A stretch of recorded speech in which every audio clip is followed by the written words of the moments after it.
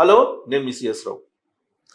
దేశంలో ఒక సున్నితమైనటువంటి అంశాన్ని, ఒక కీలకమైనటువంటి అంశాన్ని, వివాదాస్పదమైనటువంటి అంశాన్ని మీ దృష్టికి తీసుకురావాలని చెప్పి అనుకున్నాను. నేను ఒక సీనియర్ జర్నలిస్ట్గా ఖచ్చితంగా మీ దగ్గర నుంచి ఒక పరిష్కారాన్ని కూడా నేను చూడాలనుకుంటున్నాను ఈ విషయం మీద. ఎందుకనంటే ఇది గత కొన్ని సంవత్సరాలుగా దేశవ్యాప్తంగా వివాదంగా ఉంది, తెలుగు రాష్ట్రాల్లో కూడా వివాదంగా ఉన్నటువంటి అంశం. ఏంటంటే అది లౌడ్ స్పీకర్లు వాడాలా నమాజ్ చేసుకునేటప్పుడు.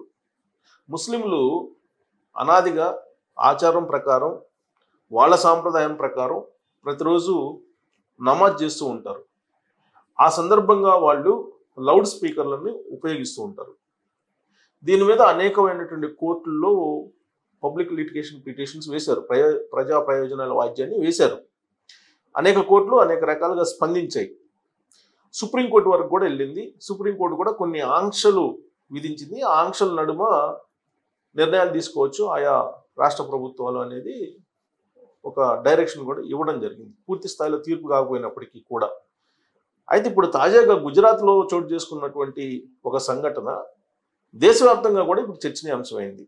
ఏంటి అంటే గుజరాత్లో అక్కడ ఉన్నటువంటి స్థానిక అధికారులు ఈ నమాజ్ చేసుకునేటప్పుడు లౌడ్ స్పీకర్లను ఉపయోగించకూడదు అని చెప్పేసి వాళ్ళు ఆంక్షలు పెట్టారు. ఆ లౌడ్ స్పీకర్ల మీద నిషేధం విధించారు. దీంతో అక్కడ మసీదు మత పెద్ద ఆయన మసీదు ఎక్కి ముస్లింలందరినీ కూడా నమాజ్కు రావాలని చెప్పి పిలిచారు. ఈ వీడియో మొత్తం సోషల్ మీడియాలో వైరల్ అయింది. దీంతో ఒక్కసారిగా భారతదేశ వ్యాప్తంగా మళ్ళీ అసలు లౌడ్ స్పీకర్లు పెట్టాలా, నిషేధించాలా అనే దాని మీద చర్చ మొదలైంది. వాస్తవంగా మహారాష్ట్రలో చూసాం, ఉత్తరప్రదేశ్లో చూసాం, మధ్యప్రదేశ్లో చూసాం. దాదాపుగా 2021 నుంచి ఇప్పటి వరకు కూడా ఇలాంటి సంఘటనలు జరుగుతూ ఉన్నాయి. ఒకనొక మూమెంట్లో మహారాష్ట్రలో కానీ ఉత్తరప్రదేశ్లో కానీ ఒకవైపు హనుమాన్ చాలీసా, శివస్తోత్రాలు పెడితే మరోవైపు నమాజ్ అనేది వస్తూ ఉంటుంది. కరెక్ట్గా నమాజ్ వచ్చే టైంలోనే హనుమాన్ చాలీసాలు పెట్టి మాకు కూడా హక్కు ఉంది, ప్రాథమిక హక్కు, మా హక్కును మేము వినియోగించుకుంటున్నాం అని చెప్పేసి పోటీగా పెట్టారు. దాంతో పెద్ద వివాదం రేగింది. రేగడంతో అప్పట్లో ఉత్తరప్రదేశ్ సీఎంగా ఉన్నటువంటి యోగి ఆదిత్యనాథ్ గారు నిషేధం విధించారు. ఈ ఎవరైతే హిందూ దేవాలయాల్లో హనుమాన్ చాలీసాలు, శివ సూత్రాలు చదువుతున్నారో వాళ్ళ మీద నిషేధం విధించి, అలాగే మసీదులు కూడా ముంబైలో ఉండేటువంటి మసీదులు ఏదైతే ఉన్నాయో మహారాష్ట్రలో వాటి మీద కూడా ఆ రాష్ట్ర ప్రభుత్వం అప్పట్లో మసీదుల్లో కూడా నమాజ్ చదివేటప్పుడు లౌడ్ స్పీకర్లు ఉపయోగించకూడదు అని చెప్పి తీర్మానం చేసింది. అది కూడా ప్రధాన నగరాల్లో, మెట్రో సిటీస్లో కానీ కొన్ని పెద్ద పెద్ద నగరాల్లో కానీ, ఉత్తరప్రదేశ్లో జరిగినటువంటి సంఘటన బేస్ చేసుకొని మిగతా రాష్ట్రాల్లో కూడా అలాంటి నిర్ణయాలు తీసుకున్నాయి. దాంతో తాత్కాలికంగా ఆ వివాదం సద్దుమణిగింది. కానీ ఇప్పుడు మళ్ళా గుజరాత్లో దీన్ని ఆజాన్ లేదంటే ఇస్లామిక్ ప్రార్థన అంటారు దీన్ని. ఇది శబ్ద కాలుష్యం కలిగిస్తుంది అనేది ఒక వాదన. పిల్లలు డిస్టర్బ్ అవుతున్నారు అనేది. మెజారిటీగా ఉన్నటువంటి ప్రజలు, భారత ప్రజలు, హిందూ ప్రజలు, వాళ్ళని వీళ్ళు ప్రతిరోజు డిస్టర్బ్ చేస్తున్నారు. రోజుకి 5 సార్లు ఉదయం నుంచి సాయంత్రం దాకా లౌడ్ స్పీకర్లో పెట్టాలి అనేటువంటి సాంప్రదాయం ఎక్కడుందనేది కోర్టులో వేసినటువంటి ఒక పిల్ అనమాట. సో ఈ శబ్ద కాలుష్యానికి సంబంధించి సెంట్రల్ పొల్యూషన్ కంట్రోల్ బోర్డు ఒకప్పుడు స్పందించింది.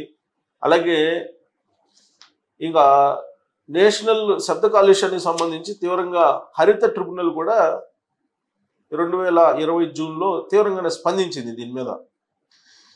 ఈ హిందూ జాగరణ మంచి, అలాగే హిందూ వాహిని అనేటువంటి సంస్థలు ఈ ఇస్లాం లేదా ఈ ఇస్లాం లౌడ్ స్పీకర్లు, ఇస్లాం మత ప్రార్థనలు అవసరమా, మైనారిటీలుగా ఉన్నటువంటి వాళ్ళు మెజారిటీ ఉన్నటువంటి వాళ్ళని, వాళ్ళ యొక్క ప్రాథమిక హక్కుని దెబ్బతీస్తున్నారు అనేది వీళ్ళు చేస్తున్నటువంటి ఒక వాదన.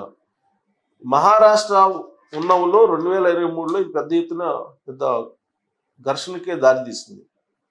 ఇప్పుడు తాజాగా గుజరాత్లో జరిగింది. ఈ గుజరాత్లో జరిగినటువంటి సంఘటన ఇప్పుడు దేశవ్యాప్తంగా మళ్ళీ చర్చల్లోకి వచ్చింది. ఈ శబ్ద కాలుష్యానికి శాస్త్రీయ పద్ధతి ఉందా అనే దాని మీద కోర్టులు కూడా ప్రశ్నిస్తున్నాయి. రకరకాల కోర్టులు రకరకాలుగా భిన్నంగా స్పందించాయి.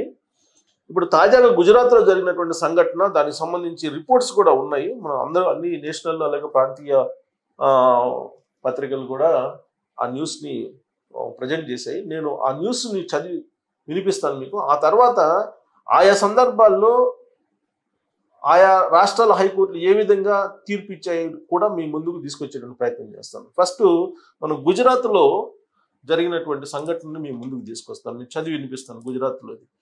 గుజరాత్లో జరిగినటువంటి సంఘటన ఇది ఎక్కడ జరిగింది? ఇది ఉత్తరప్రదేశ్లోని సంభాల్లో లౌడ్ స్పీకర్లను బ్యాన్ చేస్తూ స్థానిక అధికారులు ఉత్తర్వులు జారీ చేశారు. ఈ నేపథ్యంలో ఒక మౌలానా అంటే పెద్ద మసీదు పైకి పెద్దగా అరుస్తూ ముస్లిం సోదరులంతా నమాజ్కు రావాలని పిలుపునిచ్చారు. షాహీ జామా మసీదుపై జరిగిన ఈ ఉదంతానికి సంబంధించిన వీడియో వైరల్గా మారింది. కోర్టు తీర్పు అనంతరం సంబాల్లోని అన్ని ప్రార్థనా స్థలాలు, మత ప్రదేశాల్లో లౌడ్ స్పీకర్ల వినియోగాన్ని అధికారులు నిషేధించారు. అయితే ఇప్పుడు వీటిని ఉల్లంఘించినందున పోలీసులు ఆ మసీదుకి చెందినటువంటి 3 మత పెద్దలపైన కేసు నమోదు చేశారు. ఇది వివాదానికి కారణం. సంబాల్లోని షాహీ జామా ఇమాం మసీదు గత కొన్నేళ్లుగా వివాదాల్లో ఉంది. ఈ మసీదు ఉన్న ప్రాంతంలో గతంలో కల్కి ఆలయం ఉండేదని ఒక న్యాయవాది కోర్టులో పిటిషన్ దాఖలు చేశారు. ఈ నేపథ్యంలో స్థానిక కోర్టు ఈ మసీదు సర్వేకు సంబంధించి అధికారులకు ఆదేశాలు జారీ చేసింది. ఈ సర్వే 2వ రోజున పెద్ద సంఖ్యలో జనం మసీదు దగ్గరకు చేరుకున్నారు. ఈ నేపథ్యంలో పోలీసులకు జనానికి మధ్య వాగ్వాదం జరిగింది. పరిస్థితులను చక్కదిద్దేందుకు పోలీసులు కాల్పులు జరిపారు. ఈ కాల్పుల్లో 4 మృతి చెందారు. 20 మంది పోలీసులతో పాటు పలువురు గాయపడ్డారు. నాటి నుంచి వివాదం రగులుతూనే ఉంది. ఇదే సమయంలో స్థానిక పరిపాలనా యంత్రాంగం అల్లర్లకు పాల్పడిన వారిపై చర్యలు చేపట్టింది. సమాజ్వాదీ ఎంపీ బార్క్ కూడా వివాదంలో చిక్కుకున్నారు. ఇది ఇలా ఉండగా అక్రమ విద్యుత్ కనెక్షన్లను తొలగించేందుకు వెళ్లిన బృందం ఒక పురాతన ఆలయాన్ని కూడా కనుగొంది. ఆలయం చుట్టూ ఒక బావిని కూడా వారు చూశారు. దీని తర్వాత సంబాల్లో అక్రమ నిర్మాణాలు కూల్చివేత మొదలైంది. సమాజ్వాదీ పార్టీ ఎంపీ జియావుర్ రెహమాన్ బార్క్ ఇంట్లో కొంత భాగం ఆక్రమణ పరిధిలోకి వచ్చింది. దీంతో ఎంపీ ఇంటి మెట్లను సంబంధిత అధికారులు తొలగించారు. ఇది వివాదం. ఇది ఎప్పుడు జరిగింది? మొన్న 2 రోజుల క్రితం జరిగింది. ఫిబ్రవరి 22 వారం క్రితం జరిగింది ఉత్తరప్రదేశ్ సంబాల్లో. ఇది లౌడ్ స్పీకర్లను బ్యాన్ చేయాలి అనేటువంటి దానికి వెళ్ళింది. అసలు లౌడ్ స్పీకర్లు ఎందుకు బ్యాన్ చేయాలి? శబ్ద కాలుష్యం ఉందా లేదా, ఎంత శబ్ద కాలుష్యం ఉందనే దాని మీద కూడా రిపోర్ట్స్ వచ్చాయి. ఇప్పుడు రిపోర్ట్స్ ఇది దాదాపుగా ఇది నడుస్తూ ఉంది గత 5 సంవత్సరాలు. శబ్ద కాలుష్యానికి సంబంధించి చెబుతాను. ఇది కూడా మీరు వినొచ్చు. నేను చదివి వినిపిస్తాను. మీరు కూడా దీన్ని సైంటిఫిక్గా చూడొచ్చు. ఈ లౌడ్ స్పీకర్లు ఉపయోగిస్తే కనుక డీజిల్ జనరేటర్ ద్వారా వెలువడేటువంటి శబ్దం కాలుష్యం కాబట్టి 10,000 నుంచి ₹1,00,000 జరిమానా విధించవచ్చు అని కోర్టులు గతంలో చెప్పాయి. అలాగే నిర్మాణ సామాగ్రి వల్ల కలిగే ధ్వనికి 50,000 జరిమానా విధించవచ్చు. 2011లో మెట్రో సిటీలు పెద్ద నగరాలు కలిపి 8 ఇంట్లో దాదాపు 70 ప్రదేశాలకు పైగా నేషనల్ యాంబియంట్ నోయిస్ మానిటరింగ్ నెట్వర్క్గా ఏర్పాటు చేశారు. సో వీటిని పరిశీలించిన తర్వాత 90% పైగా ప్రదేశాల్లో పరిమితికి మించి శబ్ద కాలుష్యం ఉందని కనుగొన్నారు. పారిశ్రామిక ప్రాంతాల్లో 75 డెసిబుల్స్, రాత్రిపూట 70 డెసిబుల్స్కి మించి ఉండకూడదు పారిశ్రామిక ప్రాంతాల్లో. అంటే ఒక బెంచ్ మార్క్ శబ్ద కాలుష్యం ఎంత ఉండాలి అనేది. అలాగే వాణిజ్య ప్రాంతాల్లో పగటిపూట 65, రాత్రిపూట 55 డెసిబుల్స్కు మించి ఉండకూడదు. నివాస ప్రాంతాల్లో అయితే ఇది పగటిపూట 55, రాత్రిపూట 45 డెసిబుల్స్గా ఉండాలి. అయితే పబ్లిక్ ఎమర్జెన్సీ సమయంలోనూ వాడచ్చు. రిపబ్లిక్ డే, ఇండిపెండెన్స్ డే, అలాగే రాష్ట్ర అవతరణ దినోత్సవాలు, పండుగలు, సంస్కృతి ప్రదర్శనలు, మతపరమైనటువంటి కార్యక్రమాల సమయంలో మాత్రం కొన్ని పరిమితులకు మధ్య రాత్రి 10 గంటల నుంచి 12 గంటల వరకు మైకులు వాడేందుకు అధికారులు అనుమతులు ఇవ్వచ్చు. అయితే ఏడాదిలో 15 రోజులు మాత్రమే ఇందుకు అనుమతించాల్సి ఉంటుంది. ఇదంతా కోర్టు డైరెక్షన్ అన్నమాట. ఇవి కాకుండా పాఠశాలలు, కళాశాలలు, ఆసుపత్రులు, న్యాయస్థానాలు వంటివి సైలెంట్ జోన్లుగా పాటించాల్సి ఉంది. వీటిలో ఖచ్చితంగా సైలెంట్ జోన్లుగా వీటిని పాటించాలి. ఇప్పుడు ఎట్టి పరిస్థితుల్లోనూ ఇక్కడ 40 డెసిబుల్స్కి మించి శబ్ద కాలుష్యం ఉండకూడదు.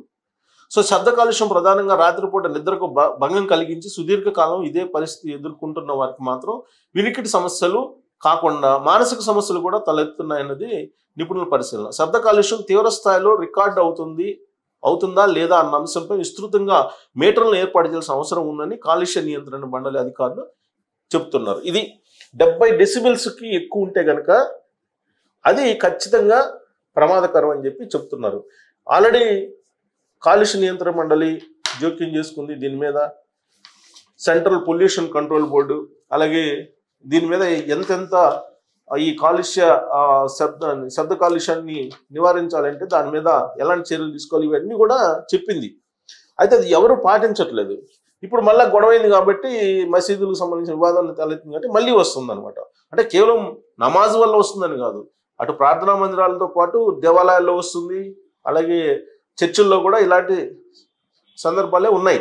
సో దానికి దీనికి ఏదో ఒక పరిష్కారం తీసుకురావాలని వివిధ కోర్టుల్లో ఏ విధంగా రెస్పాండ్ అయ్యారని నేను చూపిస్తాను. ఇది కోర్టులు చూస్తుంది. ఇక్కడ ఆగస్టు 2016లో ఇక్కడ చూడండి, ఆగస్టు 2016లో బాంబే హైకోర్టు లౌడ్ స్పీకర్ల వాడకం ప్రాథమిక హక్కు కాదని తీర్పునిచ్చింది.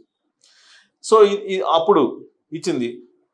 ప్రాథమిక హక్కుని ఏ మతం లేదా వర్గం క్లెయిమ్ చేయలేదని బాంబే హైకోర్టు పేర్కొంది. ఇక మద్రాస్ హైకోర్టు మత స్వేచ్ఛ అనేది ప్రాథమిక హక్కు అని పేర్కొంది. దానిని ఎవరూ అడ్డుకోలేరని, కానీ ప్రార్థన పిలుపులు ఇవ్వడానికి మసీదులు ఉపయోగించే సౌండ్ సిస్టంపై సుప్రీంకోర్టు మార్గదర్శకాలు కొన్ని ఉన్నాయి, వాటిని పాటించాలని చెప్పి చెప్పింది మద్రాస్ హైకోర్టు. ఇక ఎందుకు పిలిపించిందంటే కోయంబత్తూరు జిల్లాలోని పొల్లంచి తాలూకాలోని మసీదుల్లో ఆజాన్ అంటే అదే నమాజ్ లేదా ప్రార్థన పిలుపు కోసం ఉపయోగించే లౌడ్ స్పీకర్లను అధికారులు ధ్వని స్థాయిలో అనుమతించదగ్గని పరిమితుల్లో ఉన్నాయో లేదో ధృవీకరించకుండానే స్వాధీనం చేసుకున్నారని పిల్లు ఆరోపించింది. సో ఇక 2018 జూన్ 26న ఉత్తరాఖండ్ హైకోర్టు లౌడ్ స్పీకర్లకు 5 డెసిబెల్ పరిమితిని నిర్ణయించింది. దానికి మించితే కనుక పర్మిషన్ ఇవ్వరు అని. ఇక సెప్టెంబర్ 2018లో కర్ణాటక హైకోర్టు రాత్రి 10 గంటల తర్వాత లౌడ్ స్పీకర్ల వాడకాన్ని నిషేధించింది. సో ఇక్కడ రకరకాలు ఇంకా 2018లో ఇక్కడ చూడండి, 2019లో ఇవన్నీ కూడా వివిధ రకాల హైకోర్టులో పిల్లు వేశారు. దాని మీద 2019 జూలైలో మతపరమైన సంస్థలు సహా బహిరంగ ప్రదేశాల్లో లౌడ్ స్పీకర్ల వాడకాన్ని నిషేధించింది. సో మసీదుల్లో లౌడ్ స్పీకర్ల వాడకాన్ని రాష్ట్ర వ్యాప్తంగా నిషేధించాలని కోరుతూ దాఖలైన ప్రజా ప్రయోజన వాయిద్యానికి ప్రతిస్పందనగా 2020లో గుజరాత్ హైకోర్టు రాష్ట్ర ప్రభుత్వానికి దీనిపై స్పందించాలని లేఖ రాసింది. ఇక 2020 మే 15న అలహాబాద్ హైకోర్టు మసీదుల మినార్ల నుండి మిజ్జిన్ అంటే ఇస్లామిక్ పూజారి మానవ స్వరంతో ఆజాన్ పఠించవచ్చని తీర్పు ఇచ్చింది. ఇస్లామిక్ ప్రార్థన పిలుపు కోసం ఎటువంటి పరికరాలను ఉపయోగించడం భారత రాజ్యాంగంలోని ఆర్టికల్ 25 కింద రక్షింపబడదని కోర్టు పేర్కొంది. అంటే లౌడ్ స్పీకర్లు వాడొద్దని చెప్పింది. ఇక 20 జూలైలో ఉత్తరాఖండ్ హైకోర్టు జూన్ 18లో ప్రకటించిన గత ఉత్తర్వుని సవరించి శబ్ద స్థాయిని 5 డెసిబెల్కు పరిమితం చేస్తూ వాళ్ళు నిర్ణయం తీసుకుంది ఉత్తరాఖండ్ హైకోర్టు. అంటే అందుకని మించకూడదని. మతపరమైన సంస్థలో లౌడ్ స్పీకర్ల వాడకాన్ని నిషేధాన్ని ఎత్తివేయడానికి సమర్థవంతంగా మార్గం సుగమం చేసింది. లౌడ్ స్పీకర్ల వాడకాన్ని అనుమతించాలని ఆదేశాలు కోరుతూ ఈయన ఉధమ్ సింగ్ నగర్ జిల్లాలో బాజ్పూర్ ప్రాంతంలో జామా మసీద్ దాఖలు చేసిన దరఖాస్తు ప్రతిస్పందనగా కోర్టు ఈ ఉత్తర్వులో పేర్కొంది.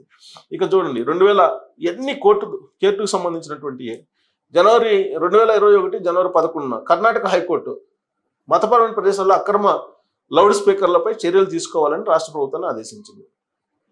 ఇవన్నీ 21 నవంబర్లో కర్ణాటక హైకోర్టు రాష్ట్ర ప్రభుత్వాన్ని మసీదుల్లో లౌడ్ స్పీకర్లు మరియు పబ్లిక్ అడ్రస్ సిస్టంలను అనుమతించిన చట్టంలోని నిబంధనలు మరియు వాటి వినియోగాన్ని పరిమితం చేయడానికి ఎలాంటి చర్యలు తీసుకున్నారో వివరించమని కోరింది.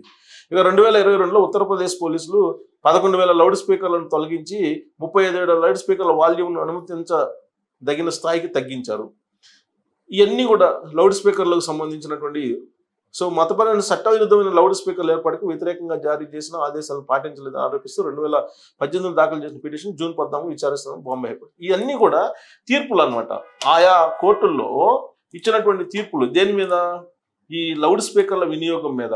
ప్రధానంగా ఇది ఇప్పుడు వచ్చింది కాదు, ప్రతి హైకోర్టులో అన్ని రాష్ట్రాల్లో కూడా ఇదే సమస్య. సో ఇప్పుడు మీరు ఒక పరిష్కారం చూపాలి దీనికి. మసీదుల్లో రోజుకి 5 సార్లు ఏదో నమాజ్ చేస్తూ ఉంటారు వాళ్ళ మత ఆచారం ప్రకారం. దీనికి లౌడ్ స్పీకర్లు వాడుతున్నారు. అలాగే చర్చిలు ఇవాళ ఉన్నటువంటి పరిస్థితుల్లో ఈ తెలుగు రాష్ట్రాల్లో ప్రత్యేకించి గ్రామీణ ప్రాంతాల్లో ప్రతి గ్రామంలో 2-3 చర్చిలు కూడా ఉన్నాయి. వాళ్ళు మైకులు పెట్టి వాళ్ళు ప్రార్థనకు సంబంధించినటువంటి సూక్తులు ఏదో చెప్తూ ఉంటారు. అలాగే దేవాలయాల్లో కూడా ఉదయాన్నే వాళ్ళు శివస్తోత్రాలు లేదంటే హనుమాన్ చాలీసాలు లేదంటే ఇతరత్ర భక్తి పాటలు పెడుతూ ఉంటారు. మరి ఇప్పుడు ఏం చేయాలి? భారత ప్రభుత్వం ఏం చేయాలి? టోటల్గా అందరికీ నిషేధించాలా, లేదంటే పాకెట్స్గా అక్కడ ఉండేటువంటి శబ్ద కాలుష్యాన్ని బట్టి చర్యలు తీసుకోవాలా? ఎలా తీసుకోవాలి? ఓవరాల్గా మొత్తాన్ని అన్నీ నిషేధించాలా? అనుమతి తీసుకొని మాత్రమే దీన్ని పర్మిషన్ ఇవ్వాలా? అనుమతి లేకుండా వాడుకుంటున్నారు. ప్రధానంగా ఇది మా మతంలో భాగం అని చెప్తున్నారు ముస్లింలు. అయితే ఇప్పుడు హిందూ జాగరణ మంచి కానీ, లేదంటే హిందూ వాహిని కానీ వీళ్ళు ఏమంటారంటే, అసలు ముస్లిం మతంలో ప్రార్థనల్ని లౌడ్ స్పీకర్ ద్వారా చెప్పమని ఎక్కడుందని వాళ్ళు అడుగుతున్నారు. సో దీనికి ఏం చేస్తే బెటర్ అనే దాని మీద మీరు మీ సూచన తెలియజేయచ్చు. Thank you.